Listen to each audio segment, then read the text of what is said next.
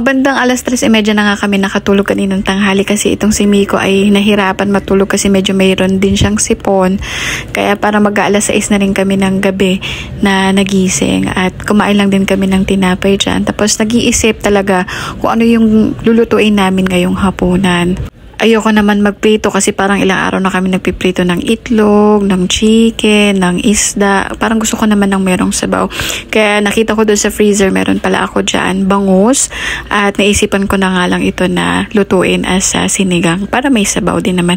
Napansin ko si Miko, gusto niya talagang kumain din kapag masabaw yung kanyang kinakain. Tapos, sinahugan ko na nga lang yun ng talbos ng kamote, ng okra, tsaka ng sitaw. Tapos, medyo maraming kamatis. Magsabaw talaga tayo sa tag-init. Grabe, ang init talaga ng panahon ngayon. Kanina, hindi ko maintindihan pero sobrang init ang nararamdaman ko. Tapos, ito nga kasi ayaw naman natin na paintay-intay lang dyan, pa cellphone o kaya patenga-tenga lang dyan. Dahil nakita ko naman na busy muna yung anak ko sa panonood ng kanyang Teacher Rachel, si Lala, mga ABC, kanyan. Naisipan ko na nga lang din na tiklopin yung mga nilabhan ko kanina.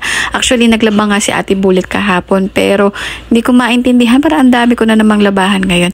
Sa isip ko nga kanina umaga, wala akong masyadong gagawin ngayon. Isip ko lang na mag-map, magwalis ng bahay tapos linisan lang yung screen namin. Naparami na naman ang aking gawain.